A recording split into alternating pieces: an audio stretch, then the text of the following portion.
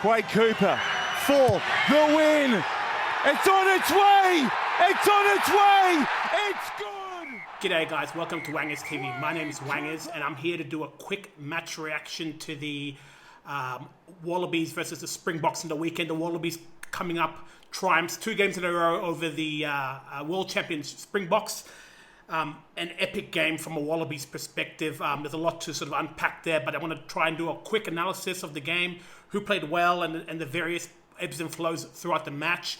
The score in the end was 30 points to 17. I think in terms of the overall performance of the game, it reflected accurately the match play by the Wallabies. I thought hands down deservedly were the deserved winners on the day.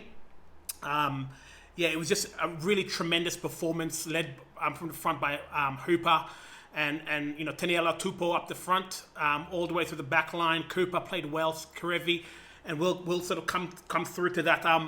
I thought, you know, for the game itself, I think the Wallabies came with a specific intent to run the ball and also to defend well. I thought their defense, on those two aspects, just on the defense, making first up tackles behind the advantage line speed were excellent. In terms of the attack itself, ball movement, the quick passes, quick interchange of passes, and then also getting over the advantage line, I thought, you know, my man of the match today, I think, could easily be between two players, Michael Hooper and Taniela Tupou. I thought both of them played excellent games. Just in terms of the ball play between the forwards, Tupou was immense. Getting over the gain line, over the advantage line, and really pushing them back, putting the Springboks in their back foot. I thought that was excellent play by him.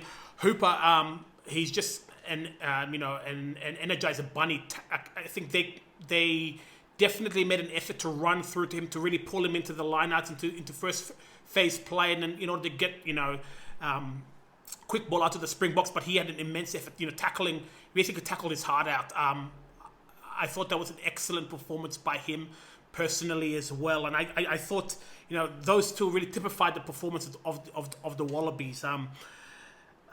Specifically, sort of coming down to the nitty gritty, I thought, you know, the front row, you know, played well. I thought Tupou was definitely a standout performer. Again, I thought Falau played well, played within himself. Key thing is just winning the lineouts. I think until the Wallabies can string a couple of performances together, I think if players can just, you know, do their job and do their job well, whether it be a, you know, hooker getting the ball in, you know, lineout jumpers winning the jump, whatever that is, like, I think I'll judge the Australian performance based on doing their job well. I don't think we're really at the level of consistency where I'd like to, you know, to expect the next level from players. Just yet, but I think we're onto something here. I think Rennie getting two wins on the trot will do him a lot of confidence and do the team a lot of confidence as well. So leading into the Argentinian games, as well as, you know, into the spring tour of Europe. Just a couple of things to note. You know, excellent performances. I think the second row did well. Isaac Rodder and Matt Phillip, excellent work in the lineouts as well. There was one, you know, Springbok attacking lineout where they drove to the sideline, exactly what I was talking about last week. So that was an excellent effort by the forward pack. And the tight five, I thought they scrummaged well. They held their own. A couple of penalties which I thought were 50-50 calls, but, you know, I think possibly behind the scenes there might have been a lot of chat between, you know, the Springboks and Springboks and the Wallabies, but the coaching staff and World Rugby to really pin the Australians in terms of the scrummaging and the body positioning. But, you know, I think we held our own against the world champs. I think definitely the scrums were not an issue in this game, which, you know, in previous Wallabies games we've seen, you know, they have become an Achilles heel for the boys. I thought, you know, the back three, Valetini, Swinton and Hooper. I mean, Hooper, I've already said, awesome game. Valentini again, like an unassuming performance, you know, really getting the boys on the front foot with his ball running and had a couple of sort of good pilfers there, well, attempted pilfers there, just getting in and around the ruck, putting a lot of pressure on the South African ball. I thought Swinton, like, the yellow card, funnily enough, in the exact same spot, a very similar spot to where he got red carded with the All Blacks. I thought, look, maybe it's just because I watch a lot of rugby league, but I thought head-to-head contact, yes, shoulder leading first. I think he just needs to. I didn't think there was much into it, but as the referees were really talking about it, and I think Drew Mitchell sort of said in the commentary, the referees were trying to talk themselves, or the video ref was trying to talk themselves into giving a red card. I thought the one thing we need to do is just take it out of the referee's hands, and that means changing tackle styles, like lowering body positioning, lowering body height. I think there was a bit of mitigation there because of Koroibete coming through, the step by Vermillion to get around that, and then running into Swinton. I think there's not a lot of reaction time there, but I think we should know by now. Let's take it out of the match referee's hands. Let's tackle well, hit low, and then it's not an issue. I don't think that whilst I was during the game, I had a lot of things to say about the referees, but in hindsight, looking back now, I think the referees sort of ruled within the law, and it's clear. Any sort of contact within the head, it's a card. What color is going to be determined by the force of impact and extenuating circumstances. But I thought, Swinton just needs to improve his tackling. We love his aggression. His controlled aggression, which he had last week, was excellent. He just needs to, just improve his tackling style. But apart from that, I thought he had a good game, a solid game. I mean, Hooper again was enormous. Just, work rate in and around the park. The number of tackles that he made was sort of excellent, and Valentini as well. Nick White at scrum half, excellent job. There's no drop in momentum between him and McDermott, which was excellent. I thought his feistiness around the ball is very scrum half-like. His ability to get the ball quickly out of the ruck as well was excellent. Something that we definitely needed and took advantage of, which was I thought was really, really good play by him. Cooper, 9 out of 10 performance by Cooper. Played within himself. Played. I think that the one thing that I've noted here was that Cooper's ability to engage the defense before he plays, whether that be getting the ball a couple of steps forward and then out the back, or even being able to just put in the ball behind. I thought that was really key. And he just seemed to have time, and for me that's a key indicator of a classy player. The ability to have time playing the ball. And I thought he did that really well. Karevi, excellent performance by Karevi. I think probably a 9.5, 10 out of 10. Really great performance, really solid, solid into contact, ball over the advantage line. Everything that you want from a 12. And the thing that really amazes me about Karevi is he's a big body, but he's so agile on his feet. In contact, changing direction to get into the inside and the outside shoulder. I thought that was really, really excellent. Ikitau, definitely a coming of age for him. I thought after last week's performance, he's really built on that. And to me, honestly, I think that's a position that he can make his own. Like, people often talk about, the Karevi Paisami combination. Look, to be honest, I think Paisami is a 12, and a really good 12. I think Karevi is a 12 and a really good 12. I don't think that putting them in 13 gives is probably not going to be a position where they can have the most impact on the game.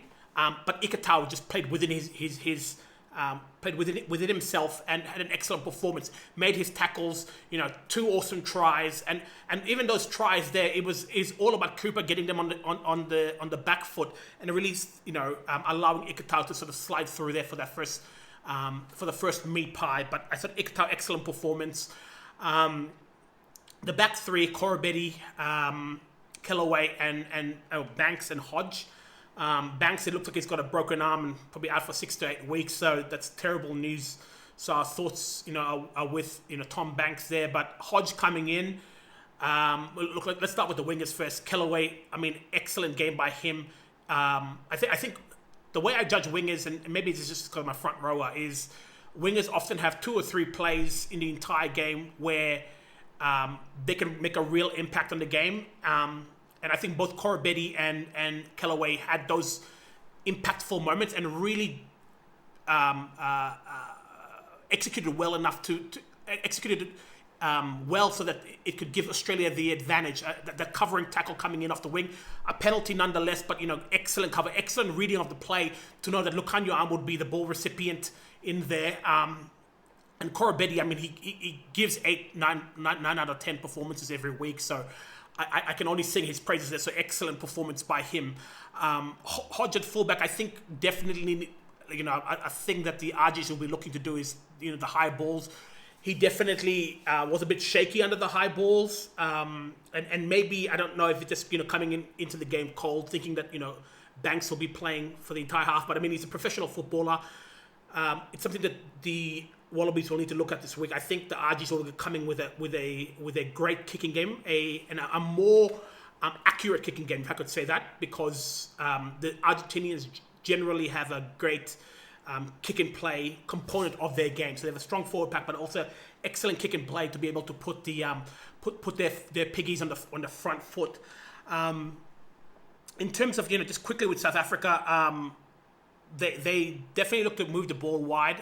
I think they just lacked an additional dimension, which is something that I had put in my that I was thinking about last week, but I hadn't sort of said anything in my post-match review. But they just didn't have that additional dimension to the game. It just looked like they just sort of ran out of ideas. But then again, I think the Australians made them run out of ideas with just the defensive line and their general work ethic around the ball, playing for each other. Australia are a very difficult team to play.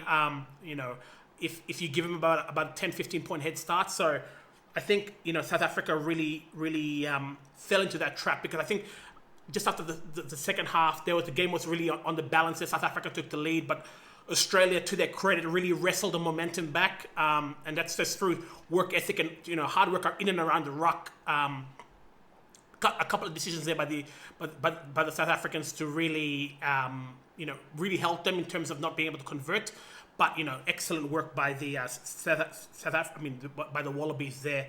I thought some other excellent things that we did was converting pressure into points. Something that is was absent in the All Blacks game, and that's one of the things that I said in my last post-match reaction, was that we get into the 22, we score points. That's excellent work, and it's so refreshing to be able to do that. To know that we've got a kicker and a general play that can, when we enter in, that we've got a hope of either putting a meat pie over or having the penalty, the 3 points. So that was really refreshing by the as a supporter of the Wallabies to know that if we enter the 22, we're coming away with points, because I think South Africa definitely had that intention as well with their early penalty kicks that they took. I think line-out defense was still a bit iffy, but I think we definitely put a lot of pressure on their ball. I think we've got one steal as well from my notes, and I think that was excellent play by Isaac Rodder and Matt Phillip to really put a lot of pressure on Etzebeth and in the lineouts. I thought we did that really, really well. Overall, I think the Wallaby performance, I'd probably give it a 9.5, 10 out of 10.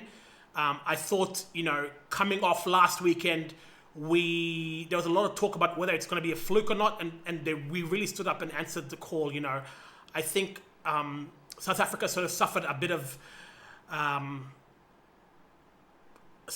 guess they suffered from the fact that they have a lot of Northern Hemisphere players in their team, and played a lot of Northern Hemisphere style teams before sort of coming and playing us and the All Blacks. And should be interesting next week how they fare against the All Blacks with their running rugby and the up-tempo rugby that they're going to be playing up in Townsville as well. So it's going to be a dry track. So plenty of running rugby, plenty of positional rugby that's going to be played. So it should be an interesting tussle between the two teams. But yeah, I mean, the Wallabies, excellent performance. My hat's off to Dave Rennie and the coaching staff. They really turned around the hopes and the hopes of Australian rugby. I think as a supporter on Sunday, I went out feeling good, about the game. I'm feeling good about the results. Feeling proud to be a Wallaby supporter. After a performance like that, they really earned the win. They really earned, the points that they scored. And I guess, oftentimes when the Wallabies play, sometimes we feel like, that was a bit of a fluke win. I definitely felt like we deserved that victory. We deserved, to get the points at the end, and then to come up with the bonus point as well. Excellent from a Wallabies perspective. I think right now the goal for the Wallabies is truly cement that second place in the Rugby Championship. If we can do that, I think we can consider this year the beginning of the rugby international season, an excellent start after what looked to be a dismal sort of start or beginning of with our performance against the All Blacks. But I think great performance by the boys. Really sunk, dug deep there to really put a really good performance in up at Suncorp, which remains a fortress. Give me your thoughts on how you thought our forward pack performed. Your man of the match, I'd like to hear who you thought. I thought it was either a tie between Hooper and Taniela Tupou, but because I guess Tupou is a tight head, like myself, I definitely think Tupou is probably the man of the match. Do all the usual things, guys. Like, subscribe, share with your mates. Let me know your thoughts in the comments about anything that you thought stood out in the game or didn't, was a bit silly in the game from a Wallabies perspective. Onwards and upwards for the Wallabies. We've got the RGs next week. Should be a really interesting game. I think the Argentinians showed a lot against the All Blacks, so it'll be really interesting to see how the Wallabies coaching staff address that game. Like I said, guys, do all the usual stuff. Like, subscribe to the channel, and we'll catch you up next week with match reaction then. Talk soon, guys. See you later.